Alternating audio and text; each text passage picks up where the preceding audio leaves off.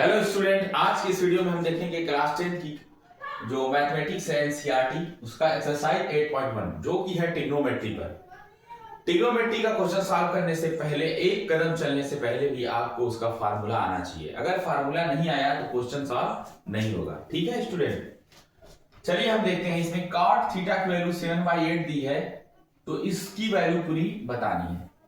ये जो फ्रैक्शन दिया है इसकी वैल्यू बताना है। सबसे पहले हम लिखेंगे cot थीटा को हम एक फिगर में ड्रा कर लेते हैं।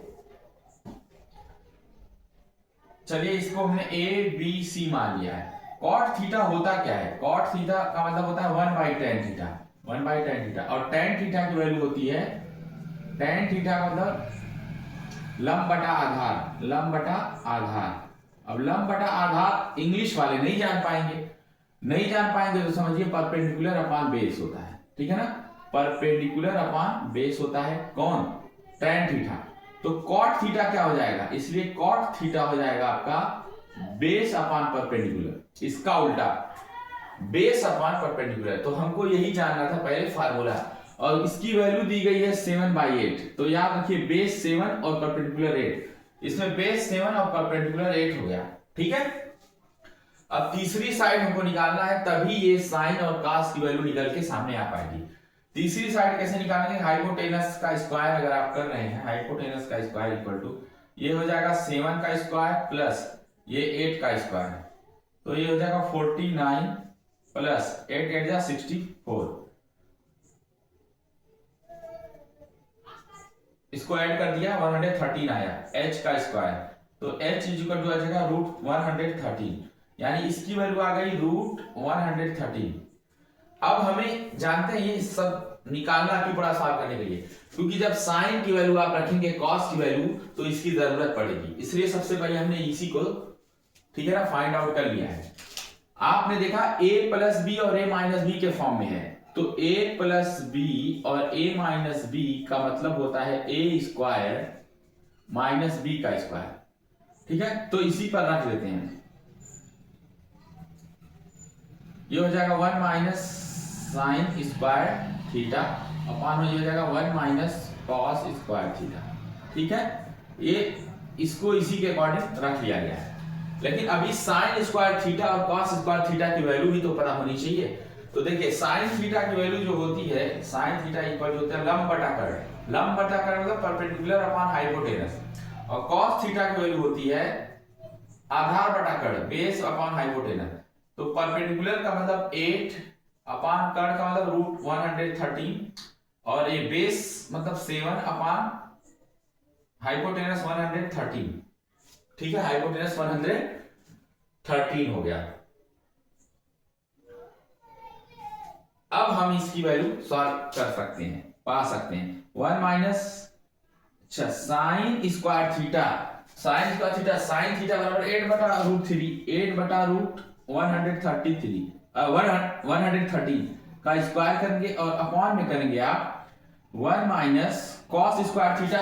कॉस थीटा की वैल्यू दी है, स्क्वायर का मतलब इस पूरे का स्क्वायर हो जाएगा, माइनस 7/113 का स्क्वायर। ठीक है, ये हो जाएगा। अब जरा इसको देखते हैं, 1 माइनस, अब इसका स्क्वायर करें 8 8 64 हो गया, और अपान में हो गया 113, क्योंकि कर्ली का स्क्वायर, रूट का स्क्वायर करने पर रूट हट जाता है। और ये आपका अपॉन में क्या आ जाएगा, 1 माइनस 49 अपॉन 113। दोनों को सॉल्व करते हैं। ऊपर वाले को यहां सॉल्व करें, चलिए कर लेते हैं, या यहां कर लें, जगह तो यहां पर भी है। अब तो ये क्वेश्चन लोड हो चुका होगा, चलिए देखते हैं। 1 माइनस 64 अपॉन में 113 को पहले सॉल्व करें, तो ये क्रॉस मल्टीप्लाई कर लीजिए, सही रहेगा। 113 माइनस 64 अपॉन 113 क्या आया, 13 में से 4 गया 9। ठीक है ना, और यहां बचा कितना, 10 में से 6 गया 4, अपॉन में कितना बचा 113। ऐसा ही इसमें करें, तो ये 1 माइनस 49 अपॉन 113 है, इसका भी क्रॉस मल्टीप्लाई करें तो 113 माइनस 49 अपॉन 113 क्या आ जाएगा? 13 में से 9 जा 4 के, और यहाँ पे 10 में 4 जा 6, 6 अपॉन 113, यानी कि ये टोटल वैल्यू इसकी निकल के आई है 49 अपॉन 113, और फिर उसके बाद अपॉन में 64 अपॉन 133, ये आई है। इसको फिर से सॉल्व करते हैं, यहां पर आकर के क्या आएगा? 49 अपॉन 113, 49 अपॉन 113, और ये मल्टीप्लाई में हो जाएगा तो ऐसे हो जाएगा 113 अपॉन 64, ये उल्टे हो जाता है, मल्टीप्लाई करने पर ये ऊपर चला जाएगा, इसका जो न्यूमरेटर है डिनोमिनेटर बन जाएगा, डिनोमिनेटर न्यूमरेटर बन जाएगा। 113 130 से कैंसिल, आंसर आ गया 49 अपॉन 64, तो ये इसका आंसर आ गया। तो ऐसे क्वेश्चन सॉल्व हो जाएगा। ठीक है, फिर हम करते हैं नेक्स्ट क्वेश्चन इसके बाद, तब तक इसे नोट करिए।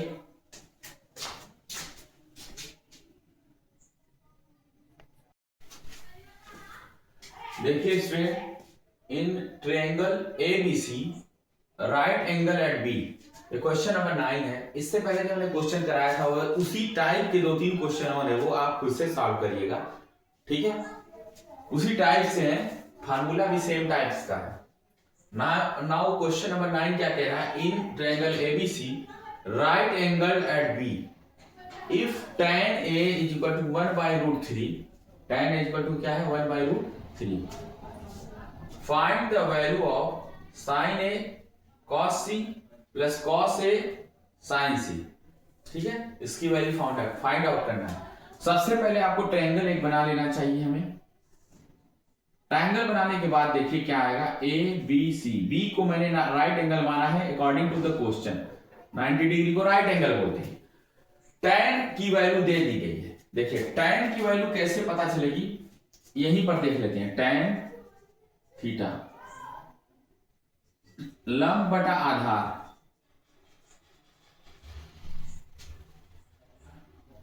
ठीक है, लंब बटा आधार।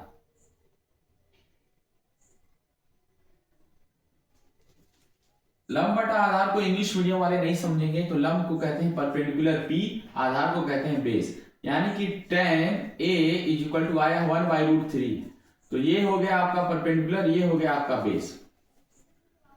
तो बेस ये होता है किसी का, ट्रायंगल का बेस, जिससे पे ये परपेंडिकुलर खड़ा होता है, उसे कहते हैं बेस। तो बेस कितना है? √3, और परपेंडिकुलर कितना है? 1। हमें ये वाला निकालना पड़ेगा, हाइपोटेनस। पाइथागोरस थ्योरम की मदद से हम देखेंगे h का स्क्वायर जो होगा, h का स्क्वायर वो √3 के स्क्वायर यानी बेस का स्क्वायर प्लस ये आपका परपेंडिकुलर का स्क्वायर के बराबर होगा। √3 का स्क्वायर 3 प्लस 1,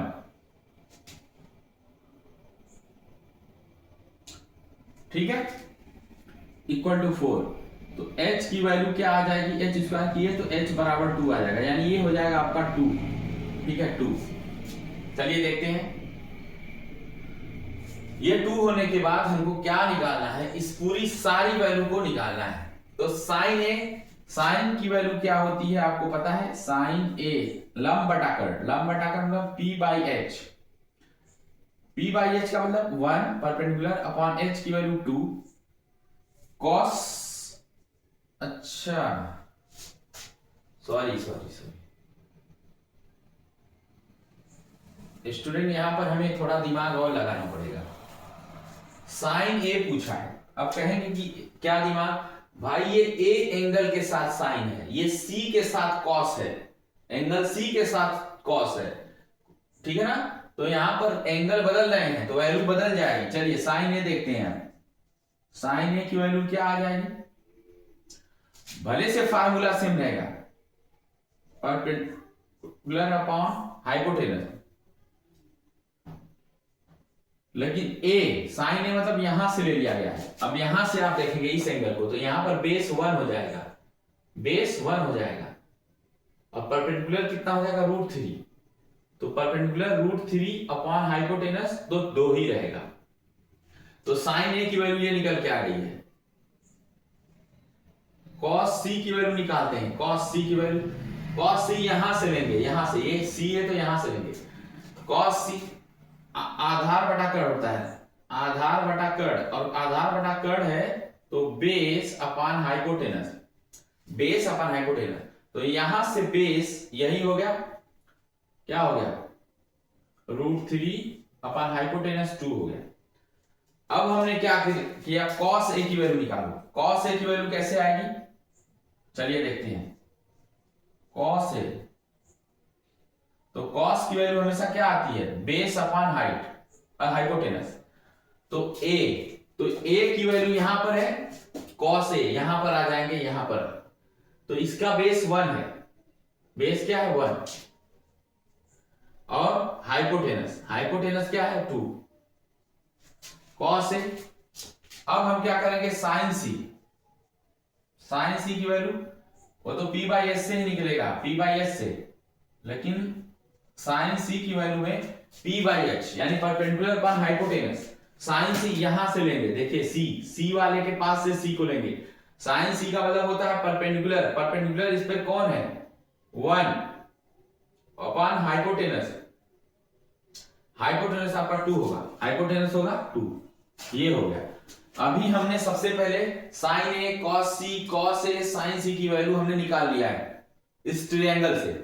अब हमें इन पूरे, ठीक है ना, दिए गए पॉलिनोमियल समझ लीजिए, एक तरीके से इक्वेशन है, इनका यूज करके, इन सभी का यूज करके इनको फाइंड आउट करना है। तो चलिए लिखते हैं, sin a की वैल्यू क्या है, sin a की वैल्यू है √3/2, √3/2, यहां कुछ नहीं तो मल्टीप्लाई हो जाएगा। cos c की वैल्यू √3/2 प्लस, यहां प्लस है, cos a की वैल्यू 1/2 प्लस, सॉरी मल्टीप्लाई, यहां पर मल्टीप्लाई है, sin c की वैल्यू, sin c की वैल्यू है 1/2। देखते हैं क्या आता है आंसर इसका।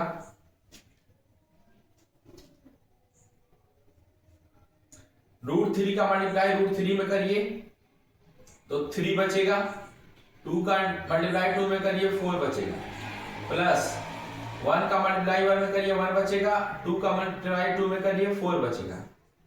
3 और 1 4 डायरेक्ट जुड़ जाएगा, क्योंकि इसका हाइपोटेनस डिनोमिनेटर सेम है, तो 4/4 करने पर ये आंसर 1 आ जाएगा। तो जो दिया गया क्वेश्चन है इसका आंसर 1 आ जाएगा।